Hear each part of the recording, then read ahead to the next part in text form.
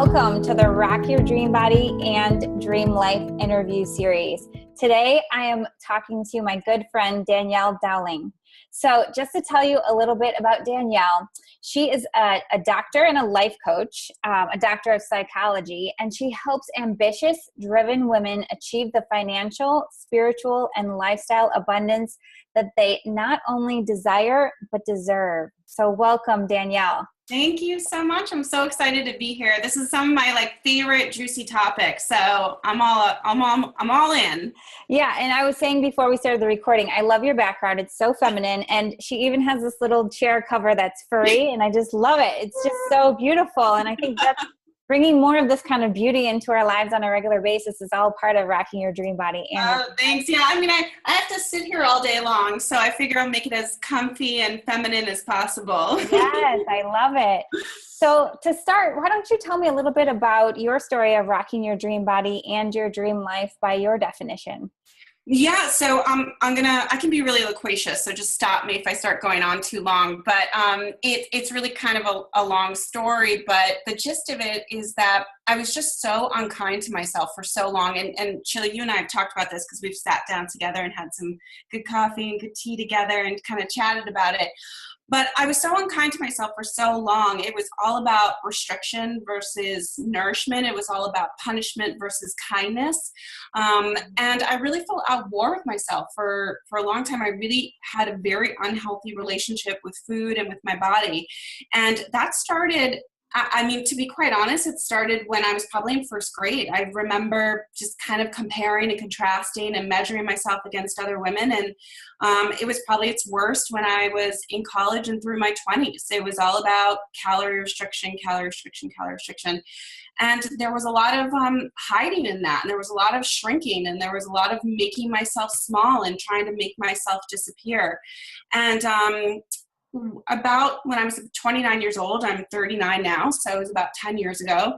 When I was about 29 years old, I really kind of woke up one morning and I was like, I can't do this anymore. All I do is think about food or how skinny I am every single day. And it was sucking the life force out of me. And I was unavailable to do other amazing things in my life because it was taking so much of my time and energy.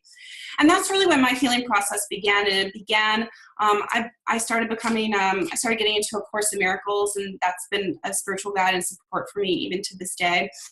And I began to just practice kindness. That was the first step in changing my relationship with my food, with my body, and with food.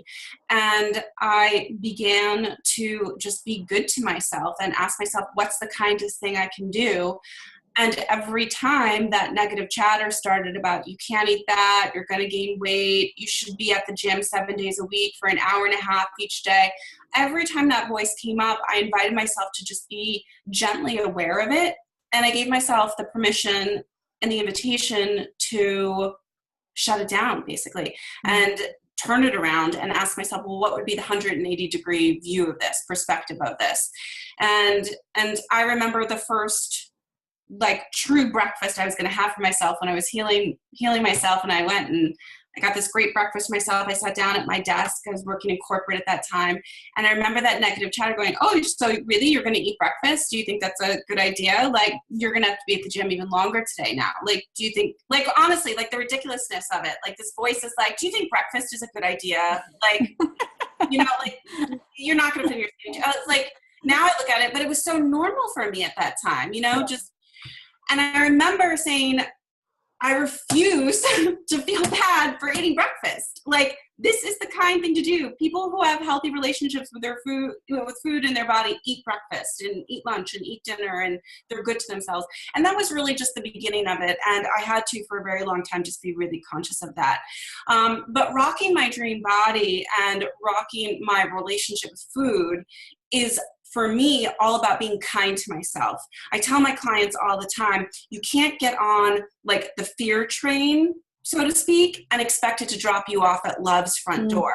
And the lives that we most want to live, lives of joy and confidence and clarity and accomplishment. And, those kind of lives exist on the other side of choosing a loving, empowering mindset way more often. I mean, they exist on the other side of choosing a loving, empowering mindset, not on the other side of choosing a fearful, punishing mindset. And that I really woke up to that. I could not punish myself into shape, literally into physical shape. I couldn't punish myself into the wealth I wanted. I couldn't punish myself into the relationships I wanted, into the career I wanted. It just was never, ever going to work. And it was just a simple idea, but it really got me. And so I just stayed vigilant about being kind. What would kindness do? You know, what would kindness do? What's the kindest choice I can make right now? And so that's so much, that's my anchor. Kindness was my catalyst, and it continues to be my anchor in rocking my dream body and also my relationship with food. And quite honestly, it's part of rocking my dream life also, is that kindness is paying attention to myself, paying attention to the truth of who I am and what I desire for myself, and really spending a lot of time around that. And I'll pause because I've been chatting for like 7 minutes now. Oh my God, though, I was just like, yes, thank you for saying these things, that this is what women so benefit from hearing, because there is so much of the other end of the spectrum where somewhere we keep, we perpetuate this idea of ridiculing ourselves, blaming, shaming, working harder, never being good enough, and all of that. Whereas like what you're talking about, this idea of soothing, nurturing, having compassion for ourselves, that's what not only fills us up emotionally, but it actually is what puts our body into that mode of relaxation so that it's able to work like that well-oiled machine that it actually is. And when we're stressed out, when we're in that negative mindset or space in our head, it just blocks everything on every level. Yeah, I was really letting my life be robbed from me.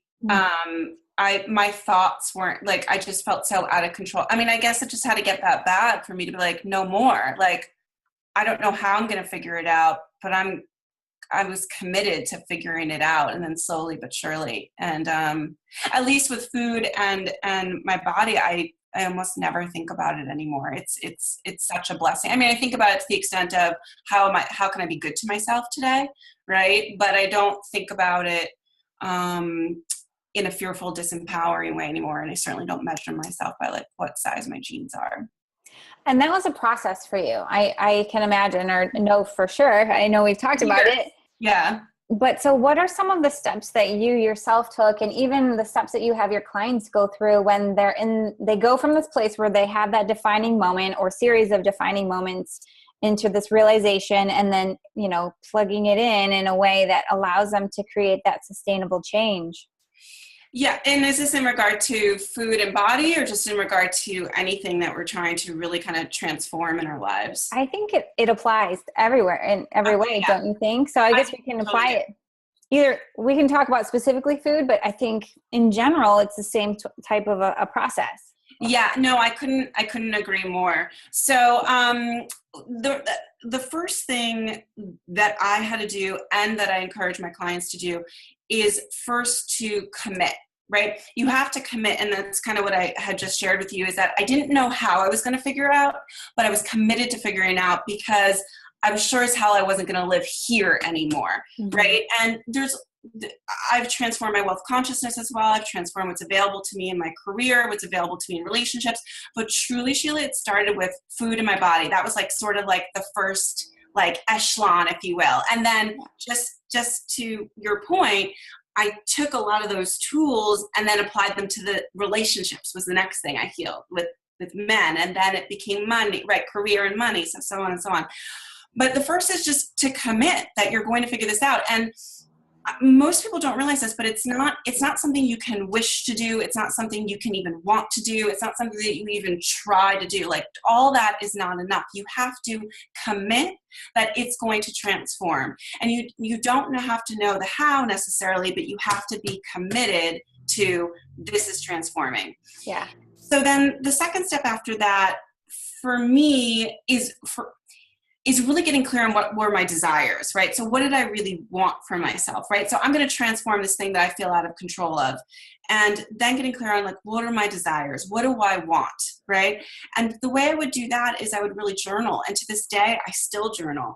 I also encourage vision boards. I love Pinterest, but I'm also, I don't know, I'm 39. I'm kind of a pen and paper kind of gal. I like to read books. I like tactile things. Like I'll invite my clients. I'll make them do this too. Like go get magazines, cut things out, paste it to a board. Like it's just something about making it visual that just breathes a different kind of life into it, right? Like 3-dimensional. So, but I journaled. What do I want? What do I desire? What do I want? What do I desire? Right? I kept asking myself that over and over again. And then the next step is really believing that it's possible, right? So we have these beliefs and this conditioning around what we can have and what we can't have and what we can achieve and what we can't achieve.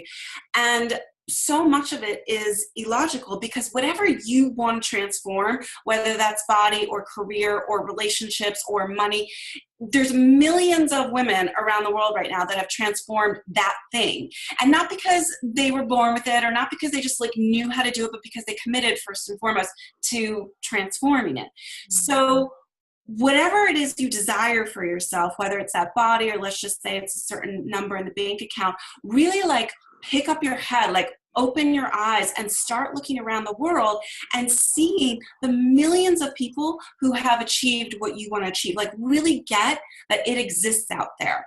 And then I think the next thing is to really then kind of like bring it in home, because so many of us can get to that place where we're like, oh, it totally exists in the world. I see that. But then we think it's not possible for us, right? So we have to go, it's possible, and it's possible for me today.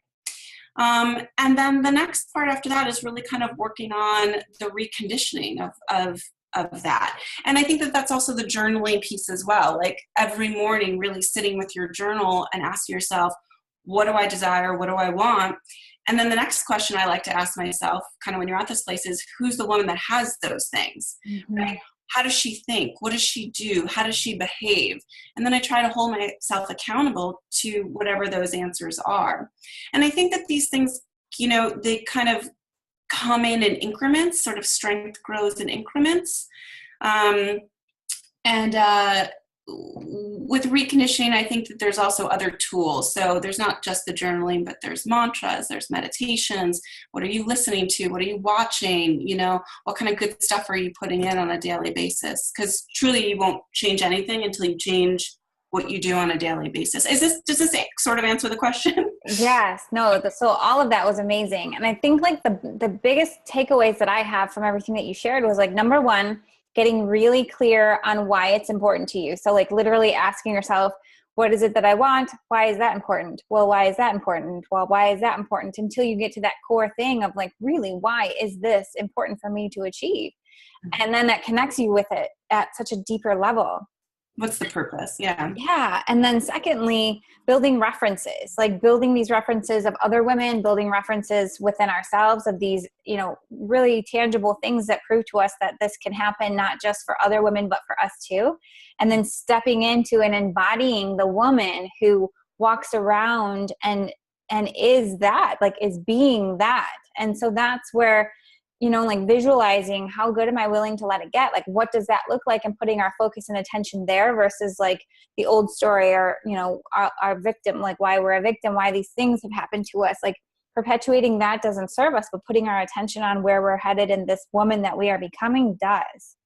Yeah, I mean, what we focus on grows. I mean, and it sounds, I mean, everybody kind of throws it around, but they throw it around and it's so cliche for a reason because there's so much truth in it, right? What we focus on grows. And really accomplished, successful people that have abundant bank accounts and bodies they just love and a healthy relationship with food are not in victim mentality, right? They're not caught up in the stories of their mothers and their fathers and their ancestors. They're pretty vigilant about being committed to kind of like lasering them off, right?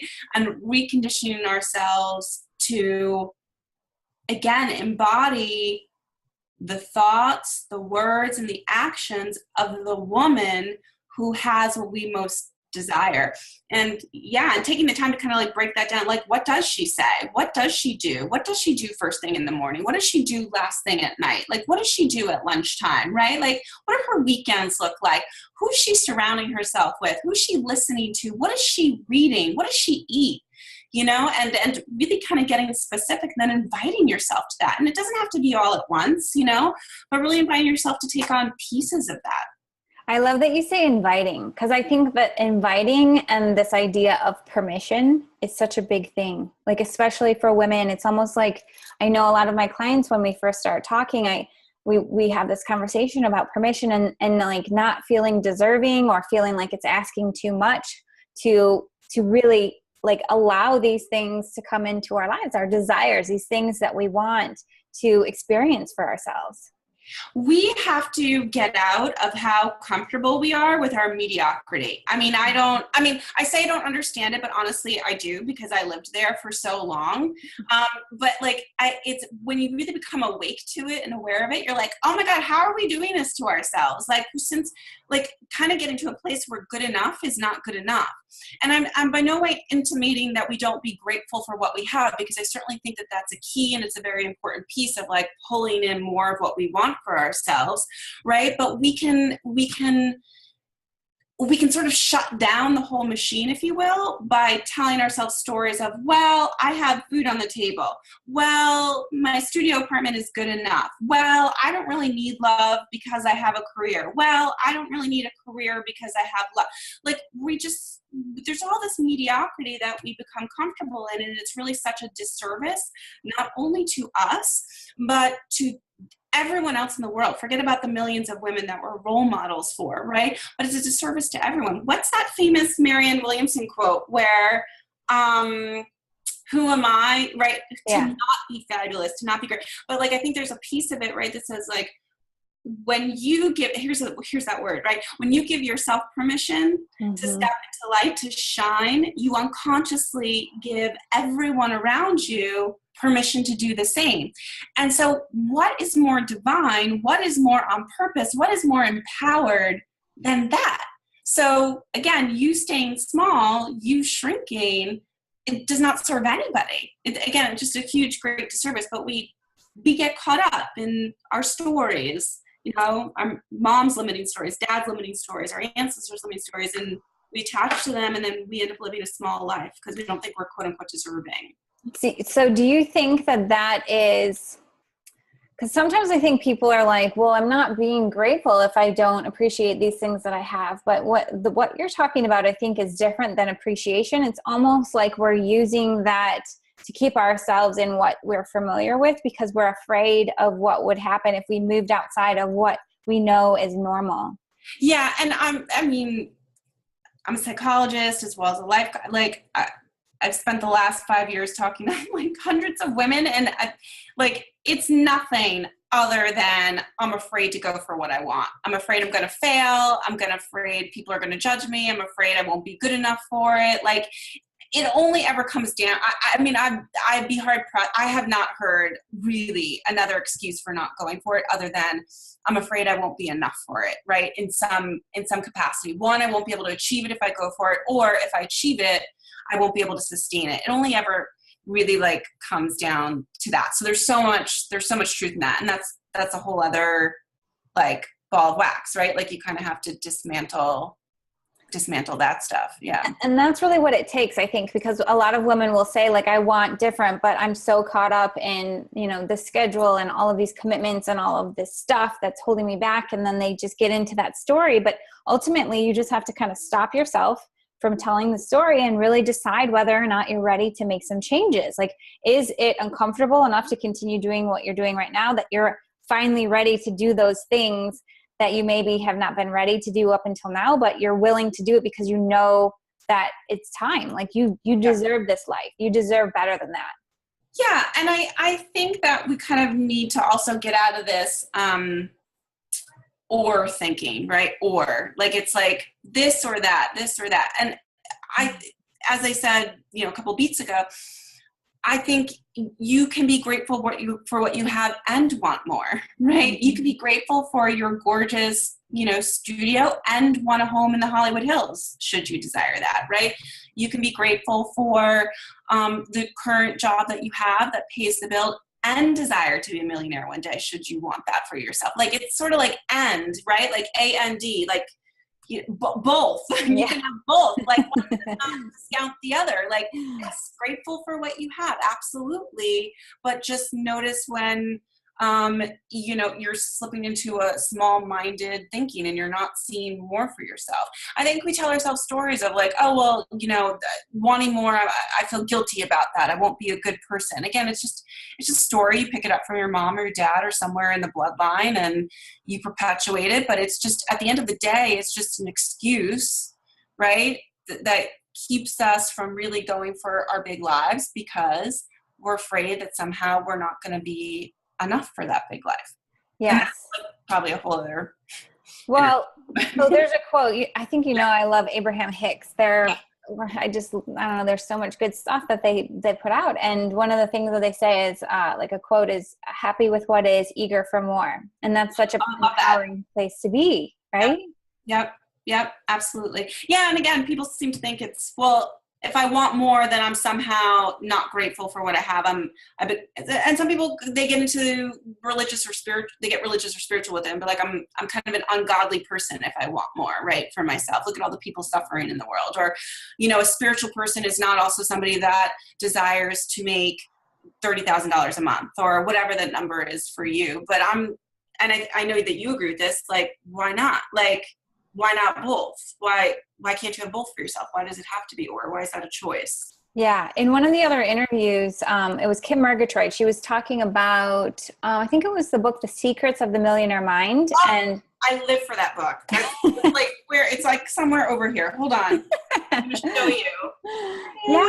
Yeah. It's tabbed and underlined, and I just started reading it too. But she was saying, for the longest time, she had all of these money mindset beliefs and limitations. And now she's starting to recognize that, like, people who have money do great things with it. It's not like they just keep it stashed away. Like, when you allow yourself to receive abundance, it gives you this platform to be able to do so much more in the world than you could ever from that very limited place where you're just trying to, like, get by.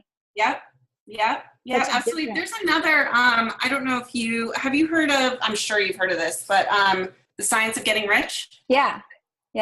Wallace Wattles. Oh my God, I live for it. I send the free PDF to my clients. There's a free PDF online. Good. Noted. And yeah, so everybody should go look for it.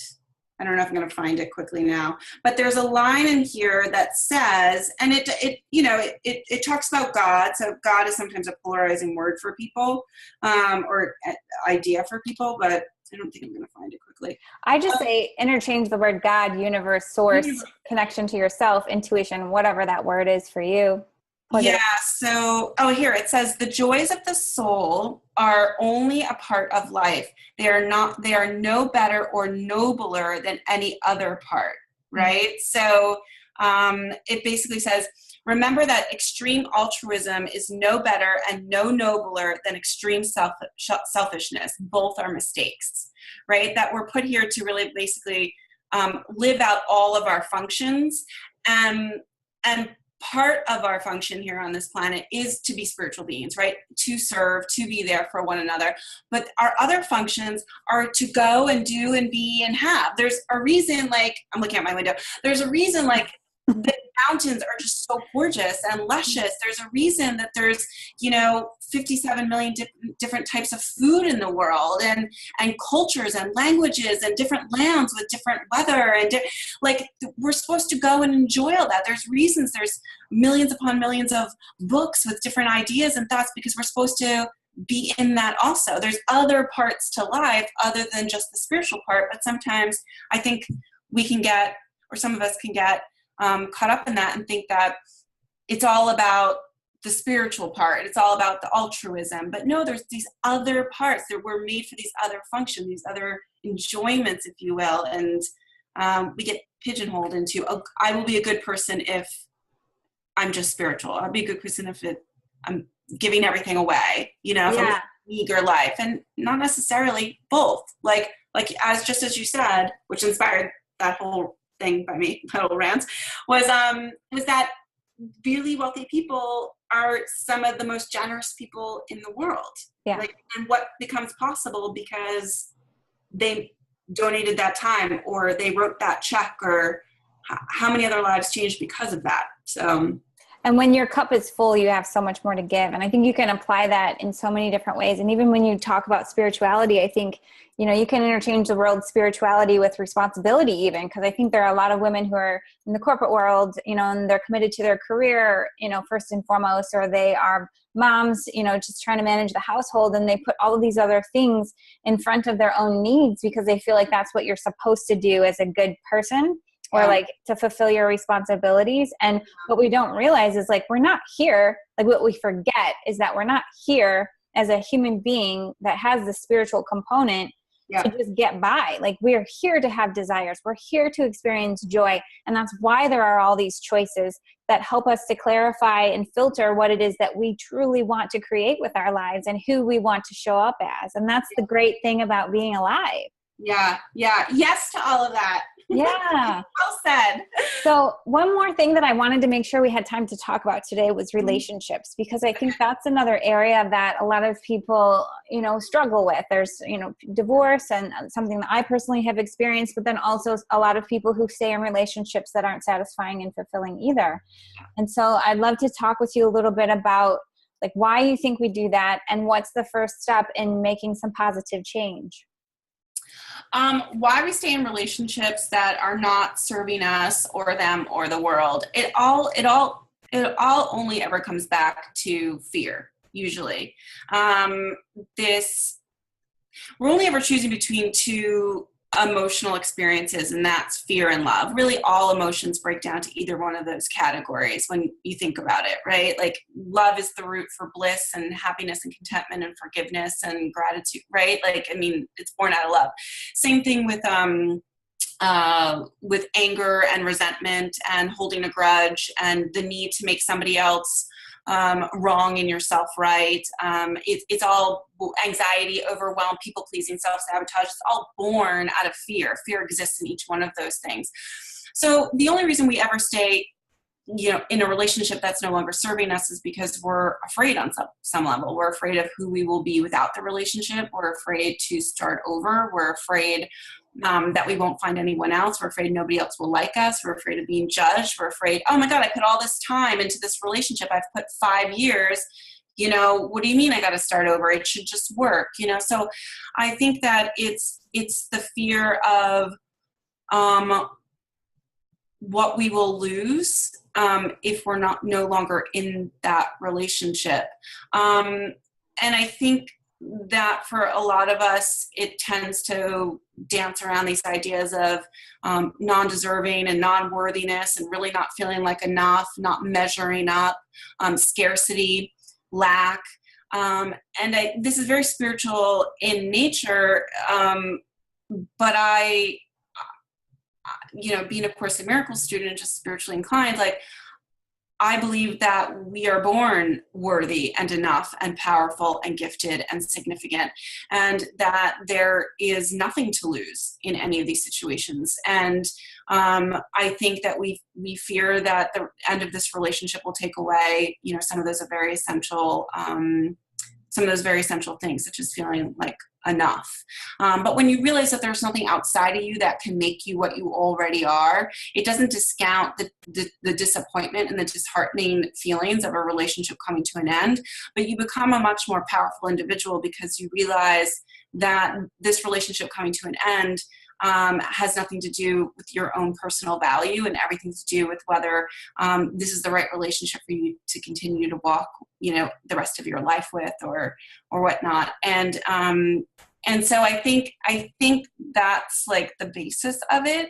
And then as far as what are some of the first steps? I think that's just that is maybe one of the first steps, realizing that there's nothing that the end of this relationship can actually really take away from you.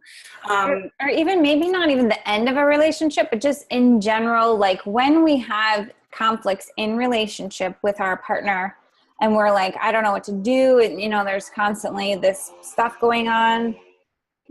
Like the first step, and it sounds like this is what you're saying, but related to breaking off a relationship. But the first step is really doing that inner work on yourself, so that you can then be in that position to make a decision to either show up as the best version of yourself in that relationship, so that then that has like a ripple effect on your partner, or to be in that place of power where whether it's time to go or, to invest further in it or whatever it is. It's almost like it's not outside of ourselves. The answer is within. Yeah. No, and I guess what comes up for me when you say that is to remind yourself that you're safe no matter what. And then to ask yourself, what do I really desire? What do I really desire in my relationships? What do I really desire for myself? And yeah, I think first and foremost, to remind yourself that you're safe. And that's what I would always go to. And I still do when things start to feel really out of hand. Like there's nothing to fear. I'm totally safe. What is it that I really desire? And then I guess when you're communicating in relationship too, there's a formula that I really like, which is look at what are your observations about what's happening or not happening? What are your feelings about it? What are your needs? And then you have the opportunity to make a request around it, right? So to the other person, are you available to do this, right? So here's what I'm observing. Here's how it makes me feel. This is what I need. This is what I would like to see, right? Change or request. This is what I'd like to see from you. Are you available for that? And then invite the other person to tell you what they observe, what they feel, what they need, and if they have any requests. I think that communication like that, the open communication from a mindset of truly having compassion and getting both of your needs met is so rewarding. It's like we don't have to come to our partners from this mindset of like, I need you to change to make me happy, but instead shift it and show up as this person who's open to having a open conversation about it, so that you can then support each other and really being in that higher energy, that best version of yourself. Yeah. And that's really hard to do when you get kind of whisked away in all the fear of lack and scarcity and feelings of not enoughness. So right. Like I think it's really hard to be available to honest conversations like that when you're just sort of in attack and defense mode in your head. And I think, again, so often we go to that place because we just get scared. Yes. We get scared that there's something like major on the line. Like there's something we're really going to lose that's going to make us like no longer safe for some reason. Yeah. Yeah. I mean, I think that's one of the things that I learned with relationships so much is understanding how to look at myself and have those moments where you're like, okay, where are the areas where I can work on myself? Where are the areas where I can show up as a better version of myself? And then that way it's not so much about like what's not going right, but more so like, what is it that I want? Like, what do I want my life to look like? How do I want my relationships to feel? And for me, intimacy was so important. And that's something that you really have to cultivate, and you have to be willing to be in that loving, receiving, nurturing space in order to allow yourself to experience it. But a lot of times it's like we're not even there. Yeah, there's so much to be said for paying attention to what are you available for, right? I mean, I was just talking, I had lunch the other day with a girlfriend, and we've known each other for a while. So she knew me before my husband and a couple of my boyfriends before my husband. And there was one in particular that we were talking about, who just happened to come up in conversation. And I said to her, I was like, for a while I wanted to make him wrong, and I was the victim, and this is all the things that he did wrong to me, and this is how I suffered. And then to really be able to heal from that, I had to own it. I had to say, I was a woman who was available to being treated that way. And if I had been really honest with myself about my own personal value and my expectations for a relationship, I wouldn't have been with him in the first place. But this is not a spiritual bypass. Like there's no excusing some of his poor behavior, but that's between him and God at this point. Like I just had to get right with me. And such a big part of that was just owning it and saying I was a woman who was available to that. So pay attention to what are you actually available for? Like, are your desires over here, but you're available to this? Like, then you have some work to do. And I know for me, like looking back on my path and, going through my past relationships and so forth, I recognize now that I was so masculine. Like how was anyone ever supposed to treat me like a feminine woman if I was so in my masculine mode that there was like no room for him to be in his masculine, right? Like when you are in that zone of control and action and, you're not like leaning back and being feminine and open again to receiving, and you're not in that nurturing space. And then of course, like you're just not going to receive that because you're not available to it. Yeah. I just love that. I ask myself that all the time. Am I even available to? And I'll do mantras and meditations when I'm trying to manifest something. I'll say out loud, I'm available to receive this. I give myself permission to receive this. I'm available for this. Or I'm not available, right? Like I'm no longer available for this. I am only available for this, right? Like just trying to like make that transition from one mindset to another, so I can actually like physically and literally make the transition, right, in my life. But I think it's very powerful. Like, well, who were you being, and what were you doing, and what were you thinking when you attracted that into your life? So. Yes. And I bring that up again because I was saying, we have a lot of corporate women. We have a lot of women running a household that are watching this interview series. And I think we just don't even recognize when, and Katie and I talked about this in our interview too, about when you're in this mode of like, go, go, go. And you're like, I'm getting stuff done. I'm crossing stuff off the to-do list. And then you come together in relationship with your husband or your spouse or a partner, or say you're single and you go out on a date, you're not at the right wavelength. You almost have to take some time to just calm down, relax. Like turn back into a woman. Yeah. And we don't even realize it's so programmed. It's like, well, of course that's what I do because I have to get stuff done and I have responsibilities. But like, being a person who is getting stuff done in your career, whatever, is a different person than the person you want to show up as in your relationship. And that to me was huge.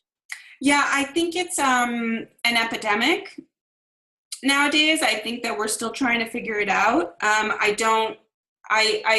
think we're trying to figure out how to be in the empowered feminine. And I think we're doing well, but I don't think that we have it totally figured out. I think it's very confusing. I mean, honestly, like the human species is like, our ancestors date back 6 million years, and the human form as we recognize it dates back 200,000 years. And only 50 years ago up until 50 years ago, the genders had very defined roles for one another. Like men were providers and protectors and went to work, and they were the hunters, and we were at home, and that was our domain, and we were nurturers, and we had the babies. And like, whether you love it or hate it, it was very defined, right? Like we kind of sort of knew our roles for the most part.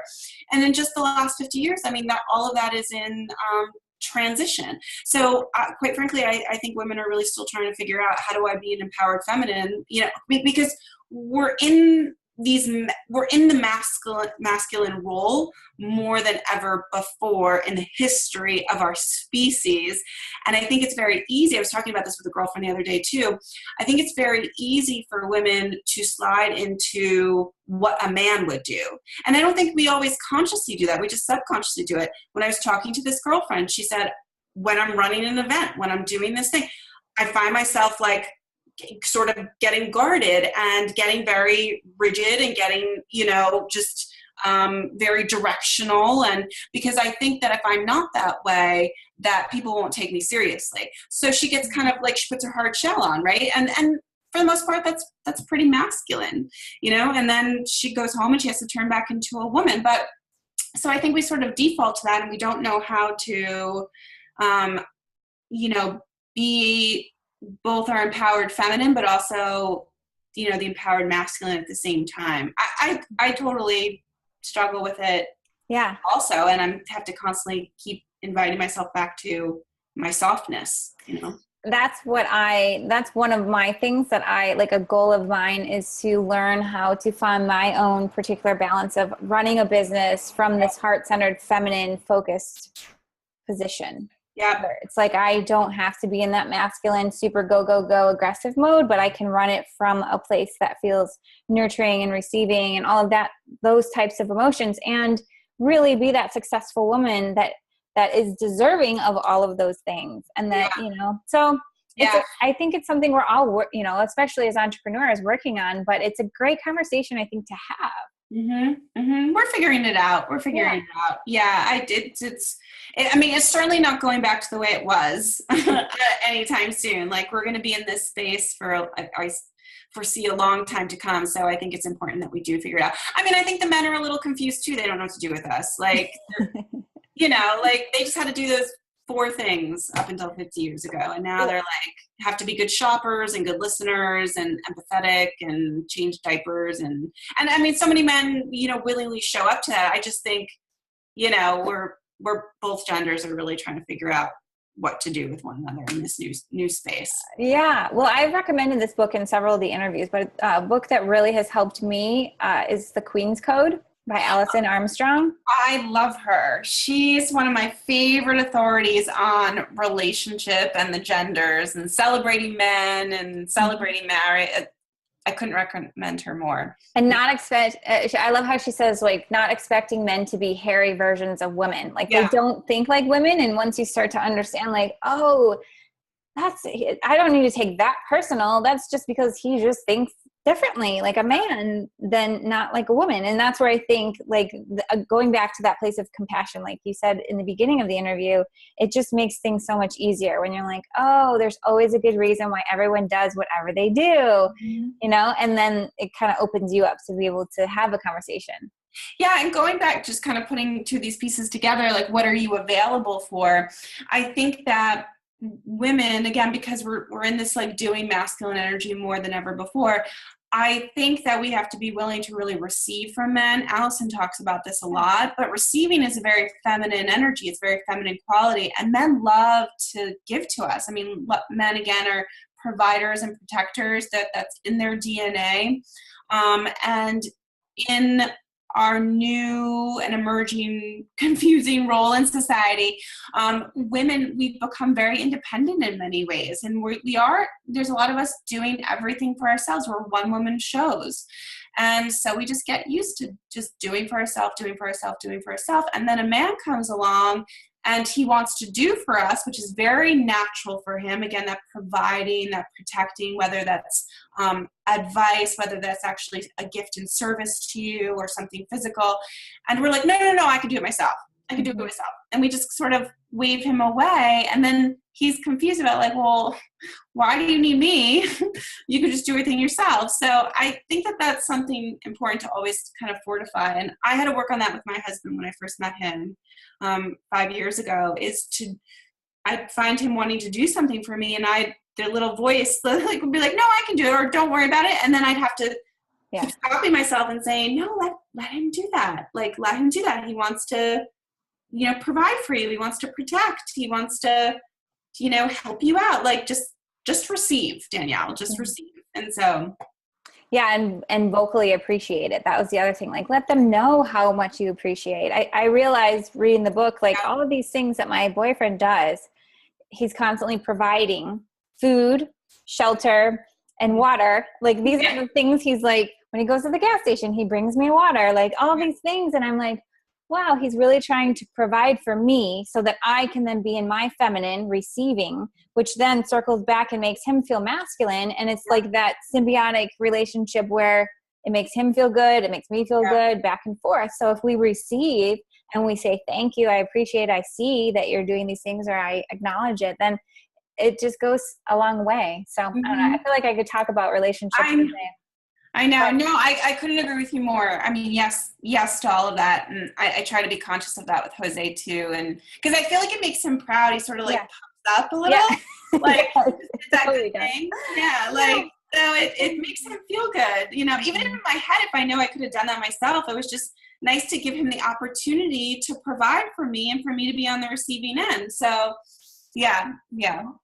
Awesome. Well, I just want to wrap up by asking, is there anything that we didn't cover today that you wanted to make sure that you shared on the interview? I mean, just as far as just, coaching or advice, this is a space that I'm trying to occupy. And so I guess I'll just sort of pass it along for the hoping it's helpful. But I'm trying to continually be in a place of seeing more for myself, really having big thinking, and really inviting myself and allowing myself to have it all. And so I guess I just want to pass that on to the listeners and the viewers right now, and really allow yourself to have it all. I mean, I think allowing is such a powerful frequency. Allow yourself to have it all, whatever it all is for you. And yeah, I keep doing that for myself. And so I think that's a space I'm really trying to grow into, and hopefully that's helpful as well. I love that. Allowing is that receiving. It's like all the same sort of a vibe, like really being on that very open sort of a place. And so I absolutely agree. And so just to wrap up, we just want to give everyone a place to come and find more about you and, take it further if they want to work with you. So can you tell me a little bit about the special gift that you have for everyone and how they can, get in touch with you? Yes. So you can find me at DanielleDowling.com. So DOWLING. And then the free gift I have is if you sign up for my email list, then you will receive a 72-page download of How to Live Your Life on Purpose. And it's basically 18 interviews with women that I feel are doing exactly that. And they're great because there's all sorts of tools and tips, and you can kind of digest it at whatever pace you want. I always recommend printing it out and maybe keeping it by your bedside or keeping it in your desk drawer and just pulling it out when you need a little inspiration. And then I also have on my website, there's a navigation tab that's called Free Stuff. And I think that there's 10 or 12 downloadable PDFs over there, all on how to live your life on purpose and how to live abundantly. So I definitely welcome people to go and check that out as well. Awesome. Lots of good stuff. Well, thank you so much, Danielle. I really appreciate your time today. I feel like people are going to get so much out of this interview. And so I just appreciate you. Thank you. Thank you. I'm so honored to be here. I appreciate the invite. All right. Take care. And I will see everyone else on the next interview.